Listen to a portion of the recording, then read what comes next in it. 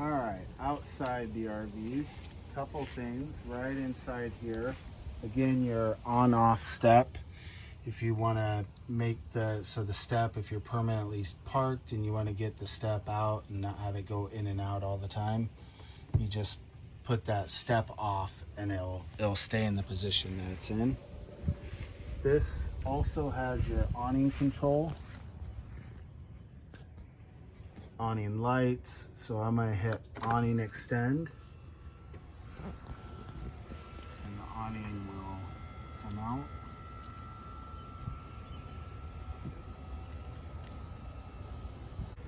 The awning does have a wind sensor on it, so if you have the awning out and it just all of a sudden starts coming in, it probably was too windy and it sensed that, and so it automatically retracts it so that it doesn't get broken.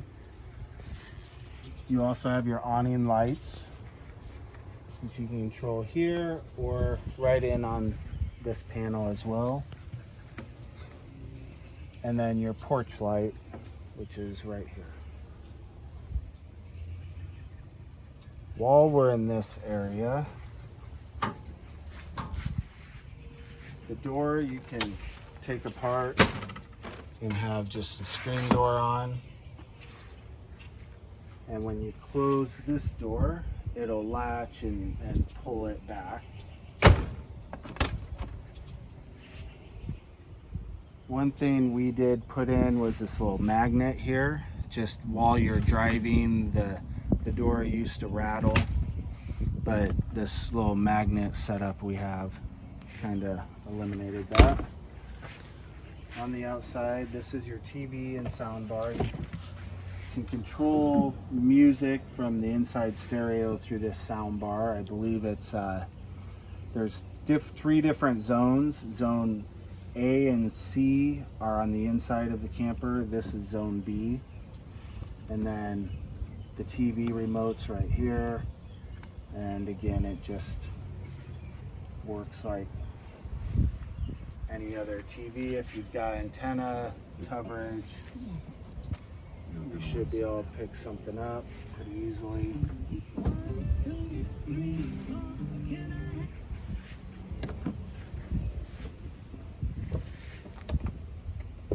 We usually don't lock this, we just lock it right here. There's a lot of cargo under here. There are the cargo lights. They're motion activated when they're turned on. We use this mat as kind of our entry mat or to set shoes on. And then this is really deep and you have room for some chairs. There's also the central vac system. If you have to replace a bag, if it gets full, it's right under there. You just take that cover off. You also have an outlet in here for a tool, or if you're plugging something in, crock pot for the outside, whatever that might be. This is your refrigerator. This is the hot water heater. You shouldn't have to touch either of those. I mean, you can open this, but power is on. It's hot water on demand, so it just, you don't ever run out. You don't have to fill a tank or anything. This is the generator. You shouldn't have to get into here, but if you do for some reason, that just opens up. This pulls out.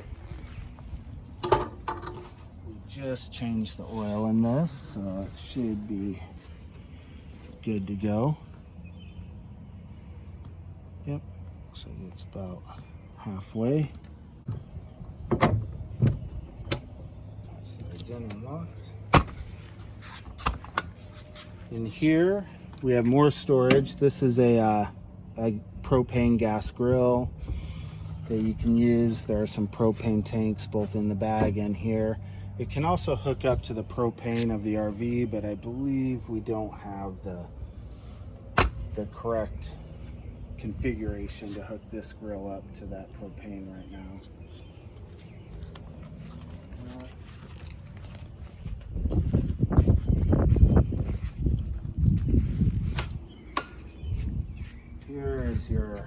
electrical power. This is actually the water filter. You shouldn't have to touch that. This is another water filter that we'll discuss when we get to this bay, but I keep it in here just because this bay's a little cleaner. This is just a connector. Depending on where you're camping, they'll probably have a 30 amp connection for this, but if for some reason they don't and it's a 110, you can use this. When permanently setting up, you can just feed this cable right through that hole,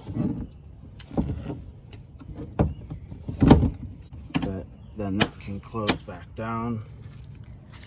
We're gonna plug this one into the house tonight.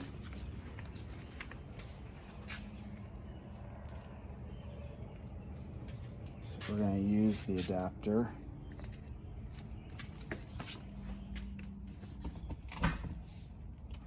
And there the RV just switched over to shore power. There was a click in the system. So that's all ready to go. Water. So there are two places you can connect water at here. This is just for flushing.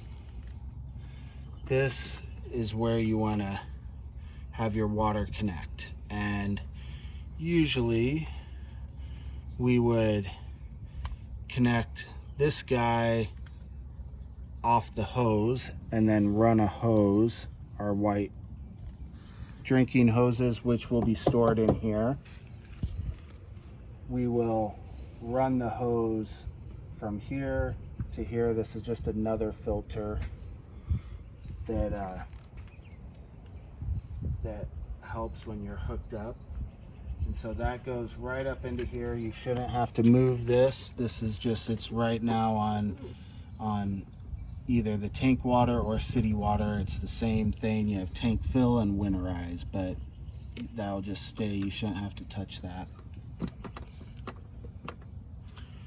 And this is your dump connection. Very easy to do. You just turn this. You want to make sure it's kind of pointed up. I mean, there's shouldn't be anything in there, but take this off and that clicks right on there, and then you can point this down. To close this door, you need to fish this up through this hole. This opens up here, and before connecting it,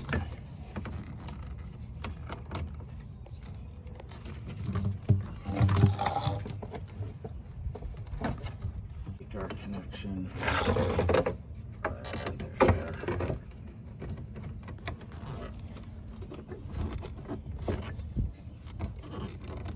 Make sure that locks on. And then you can close this door. And your water hose can go up through that same hole as well, or there's a hole right here for your water hose.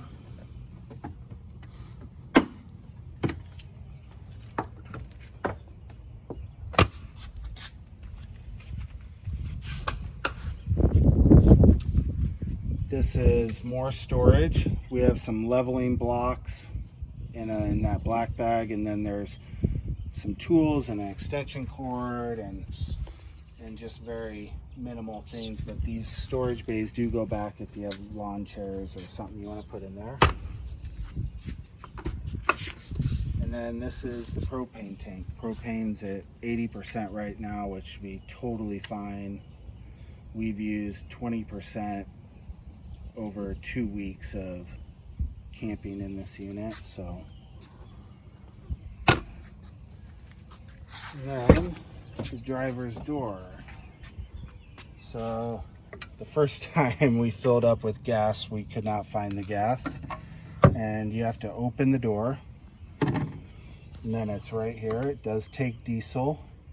I like to pull into truck stops, but pull in where the cars get gas, not where the semis get gas. I mean, it'll work either way, but the car pumps are usually cleaner and they fit in here better. One piece of advice when filling up, if you just lock it open and let it fill up, I think it takes about 35 gallons.